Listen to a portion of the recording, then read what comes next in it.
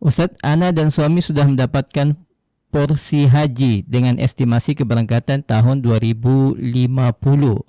Belakangan kami mendengar Ustadz Fulan memberikan pernyataan bahwa kondisi yang demikian termasuk yang tidak wajib haji. Mohon penjelasan Ustadz, apakah benar Ustadz yang sampaikan tersebut terkait kondisi antrian haji? Mohon penjelasannya dikarenakan suami Ana berniat untuk membatalkan porsi hajinya dalam waktu dekat ini Ustadz setelah mendengar pernyataan Ustadz Fulan tersebut. Syukran wa jazakumullah khairan. Barakallahu fikum. Itu pernyataan tidak benar. Jauh dari kaidah-kaidah syariat. Bahkan itu adalah pernyataan yang batil. Haji itu adalah kewajiban. Allah Subhanahu wa taala berfirman, "Walillahi 'alan nasi hijjul baiti man istata'a ilaihi sabila." Dan milik Allah terhadap manusia kewajiban haji bagi siapa yang mampu untuk ke sana. Kemampuan itu adalah sesuai dengan kelapangan pada setiap orang. Jadi kalau mana dari kemampuan dia daftar sekarang, kemudian dia berangkat 2050, itu artinya Allah masih bukakan untuk dia pintu dari kemampuan, ada kewajiban, masih berlaku di atas pundaknya. Yang digugurkan itu dari kewajiban, itu kalau tidak mampu sama sekali, itu gugur dari kewajiban. Tapi kalau masih ada kemampuan walaupun dengan jarak yang panjang walaupun antri, maka itu tidak menggugurkan dari kewajiban. Itu sudut yang pertama. Kemudian sudut yang kedua, haji ini rukun dari rukun Islam. Bukan sembarangan. Terkait dengan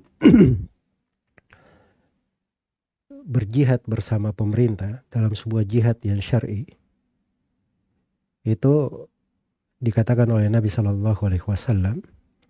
sebagaimana di dalam Sahih Muslim, "Man mata walam yaghzu walam yuhaddits nafsahu bih mata ala syu'batin minan nifaq." Siapa yang meninggal atau siapa yang meninggal dan belum berperang dan tidak pernah mencita-citakan dirinya untuk berperang, maka dia meninggal di atas sebuah cabang dari cabang kemunafikan.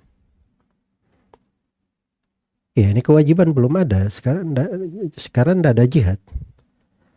Tapi bersamaan dengan itu, seorang muslim dari ciri keimanan, kapan ada jihad fisabilillah dipimpin oleh kepala negara, dia mencita-citakan dirinya akan bersyirikat di dalam hal tersebut, ikut di dalam hal tersebut. Itu tanda keimanan. Kalau dia tidak cita-citakan dirinya, itu tanda kemunafikan. Ini jihad salah satu dari pondasi Islam yang besar. Dan haji itu adalah rukun lebih besar daripada itu. Iya, karena itu jangan digampangkan masalah-masalah yang terkait dengan masalah haji. Kemudian yang ketiga, ini pembicaraan di dalam hal yang seperti ini bukan urusan orang per orang. Memberi jawaban ini tidak ada kewajiban dan seterusnya. Ini hal yang terkait dengan banyak orang, banyak manusia. Terkait dengan banyak orang. Para ulama itu ahli fatwa, itu tidak sembarang berbicara. Sebagian dari para as-salaf ditanyai sebuah masalah, diarahkan kepada saudara-saudaranya yang lain. Ada yang 120 orang sahabat ditanya tentang suatu masalah, dia arahkan kepada temannya yang lain. Banyak kita ketemu di masa sekarang. Syekh Shalih Al-Fauzan, Syekh Abdul Muhsin Al-Abbad, ulama-ulama besar kalau ditanya tentang sebuah masalah, mereka bilang ini bukan fatwa, saya menjawab secara pribadi, ini perlu jawaban banyak orang. Perlu pendapat banyak orang. Tapi kalau serampangan, kemudian berbicara tanpa ilmu, ini kadang ditekuni oleh sebagian manusia. Karena itulah hal-hal yang seperti ini jangan dijadikan sebagai sebagai beban, atau jangan dipikirkan oleh seorang muslim sesuatu yang tidak ada dasar ilmiahnya. Itu bukan hal yang patut untuk kita menoleh kepadanya.